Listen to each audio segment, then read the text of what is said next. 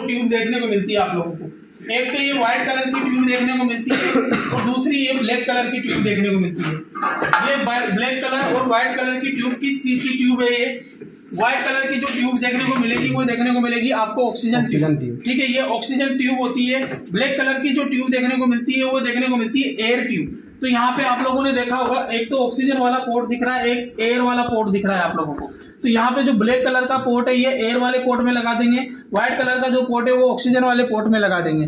ठीक है, ताकि एयर भी यहाँ से आती है और ऑक्सीजन भी आती है। एयर क्यों दे रहे हैं? ताकि उसको नेचुरल ऑक्सीजन मिल सके, क्योंकि अपन जो ऑक्सीजन ले रहे हैं वो नेचुरल ऑक्सीजन ले रहे हैं। तो उसके साथ साथ ऐसा तो नहीं है कि ऑक्सीजन ही जा रहा है, एयर भी जाता है। ठीक है, तो उसको अपन एक नेचुरल मेथड के थ्रू एक ऑक्सीजन देते हैं। तो ये 2 ट्यूब है। उसके बाद बात करते हैं इसकी कुछ एक्सटर्नल सेटिंग है। एक्सटर्नल सेटिंग के बारे में मैं आप लोगों को बता देना चाहता हूं। इसको बोलते हैं सर्किट। ठीक है, वेंटिलेटर सर्किट इसको बोला जाता है। ये जो ट्यूबिंग दिख रही है ये ट्यूबिंग इस तरीके से खुल जाती है, इसको बोलते हैं वेंटिलेटर सर्किट। ठीक है, ये वेंटिलेटर सर्किट इस तरीके से रहता है। इसको आप किसी भी तरीके से लगा सकते हो। ऐसा नहीं है कि इसमें एक पाइप ऑक्सीजन की रहेगी, एक पाइप CO2 की रहेगी। अब आप बोलोगे कि सर कौन सी तो ऑक्सीजन की है, कौन सी CO2 की है, तो कोई सी को भी लगा दो, कोई दिक्कत नहीं है। केवल ये एक वे है ऑक्सीजन को लाने का, ऑक्सीजन को ले जाने का और CO2 को लाने का, तो किसी में भी लगा दो। देखो यहाँ पे इसमें 2 चीज दिख रही है आप लोगों को। यहाँ पे लिख रहा है टू पेशेंट और दूसरा दिख रहा है आपको फ्रॉम पेशेंट। इस साइड आ जाओ, कोई दिक्कत नहीं है। कुछ बच्चे उस साइड चले जाओ, वहां से भी दिख जाएगा। हाँ, उधर से चले जाओ, पेशेंट को देना है, पेशेंट। ठीक है, फिर वापस इधर आ जाना, गेट को क्लोज कर दो। यहाँ फ्रॉम पेशेंट, तो फ्रॉम पेशेंट से मतलब CO2 आएगा। ठीक है, टू पेशेंट, अपन टू पेशेंट मतलब ऑक्सीजन उसको दे रहे हैं, तो पेशेंट को तो क्या देंगे?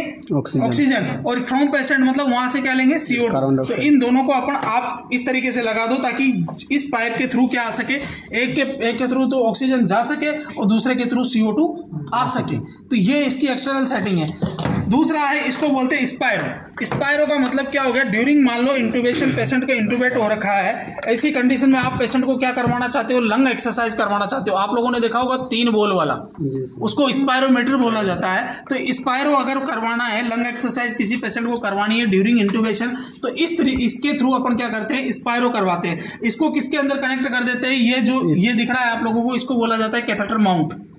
ठीक है, ये कहाँ लगता है, कैसे लगता है, ये सारी चीज बताएंगे। तो इसको इसके साथ कनेक्ट कर दिया जाता है। यहाँ पे एक निब होती है, उससे इसको क्लोज कर दिया जाता है। ठीक है, यहाँ से स्पायरो को ऑन कर देंगे सेटिंग के थ्रू।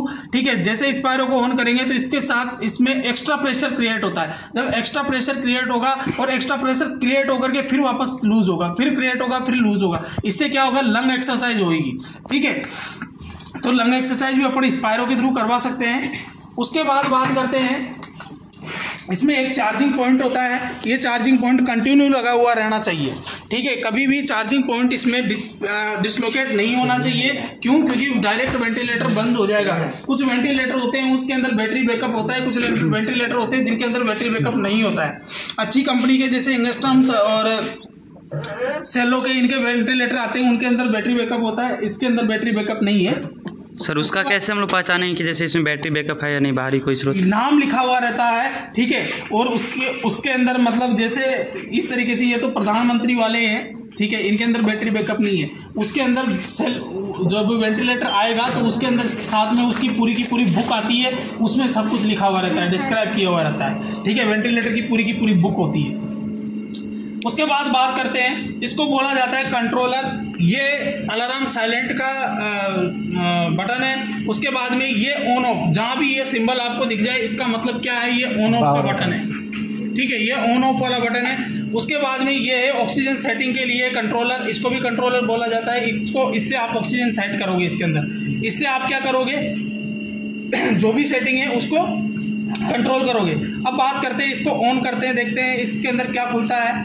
इसको बोला जाता है vanity circuit stand, ventilator circuit stand. ये जो सर्किट है, ये सर्किट इस स्टैंड पे टिकता है। ठीक है, कैसे टिकेगा वो अभी आप सबको बता देंगे। इसको कैथेटर माउंट बोलते हैं। ये यहाँ पे एक और था ना ऐसा, एक और था ऐसा। मेन चीज जो है ये सेटिंग है। ये सेटिंग करने का काम वैसे तो डॉक्टर साहब का होता है, लेकिन आपको भी सेटिंग के बारे में पता होना चाहिए, क्योंकि हर जगह पे डॉक्टर साहब नहीं होते। बात करते हैं सबसे पहले वेंटिलेटर के अलग अलग मोड होते हैं। यहाँ पे लिखा हुआ है मोड। ठीक है, यहाँ पे भी यहाँ पे मोड लिखा हुआ है। इस मोड में आप देखेंगे तो यहाँ पे VC लिखा हुआ है, इसको हटा दो, इसको हटा दो, कोई दिक्कत नहीं। इस पे VC लिखा हुआ है। यहाँ VC का मतलब क्या होता है? Volume control. ये मोड ऑफ वेंटिलेटर है, इसका मतलब होता है VCV, वॉल्यूम कंट्रोल वेंटिलेशन, ठीक है। उसके बाद में यहाँ पे और भी मोड होते हैं, PC, pressure control ventilation, PCV, इसमें केवल PC दे रखा है, ठीक है। PCV होता है तो प्रेशर कंट्रोल वेंटिलेशन उसको बोला जाता है। ये मोड ऑफ वेंटिलेशन है, वेंटिलेटर है। उसके बाद में PSV, प्रेशर सपोर्ट वेंटिलेशन, इसको क्या बोला जाता है? प्रेशर सपोर्ट वेंटिलेशन इसको बोला जाता है। उसके बाद में HF, O2 थेरेपी। अगर मान लो आपको केवल ऑक्सीजन देनी है, ठीक है, किसी मोड के थ्रू नहीं देनी है, ओनली जैसे आप मास्क के थ्रू ऑक्सीजन देते हो, ठीक है, हाई फ्लो, इसकी फुल फॉर्म होती है हाई फ्लो। मास्क के थ्रू आपने क्या दे रहे हो? आप हाई फ्लो ऑक्सीजन थेरेपी दे रहे हो, तो हाई फ्लो ऑक्सीजन थेरेपी आप इसके थ्रू दे सकते हो। वापस क्या आ गया? आपका VCV आ गया, ठीक है।